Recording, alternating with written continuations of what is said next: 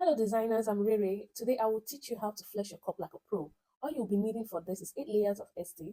Make sure that your cup is properly caged, and by that I mean it's neatly done. All you need to do is to cut out your Airstay, 8 layers, and then with your bust ham, you can see how I placed this on my bust ham.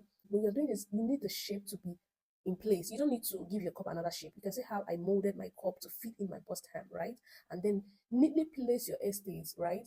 You can decide to either do it a layer after another. That is when you put one, you iron, and when you put the other, you iron. But I choose to always place mine the eight at once. And when I'm doing this, I tend to straighten out the estate. You can see me doing that. Make sure to straighten it out so it's neatly done. And by the time you iron this, it's going to be neat. There's not going to be any folding at any side. And for this tutorial, trust me, you're going to be needing your best tello iron, right? Because you need a lot of steam to put the estates in place. After you're done aligning your last estates, for me, I like to use 8. You can use 6 if you want to, but 8 usually give me the best result I want. So you can see how I'm trying to still maintain the shape of my cup. Emphasis on the shape of your cup.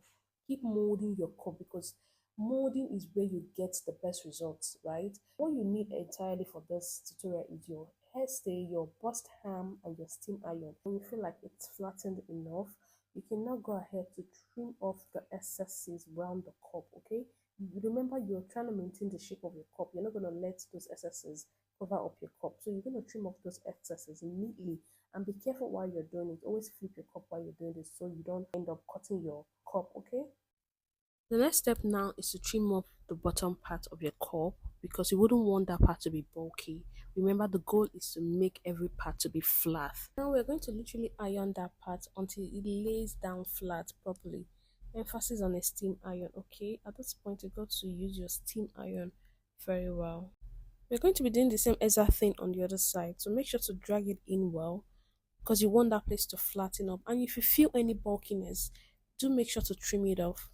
Okay, so this is a quick advice because I had to cut off some things of this video so it's not too long.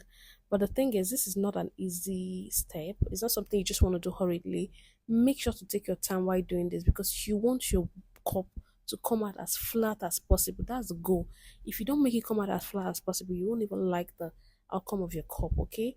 We are going to be covering up the opening we made earlier on because you want your cup to come out looking nice, right? So for this process, 1 or 2 layers of Estee is enough.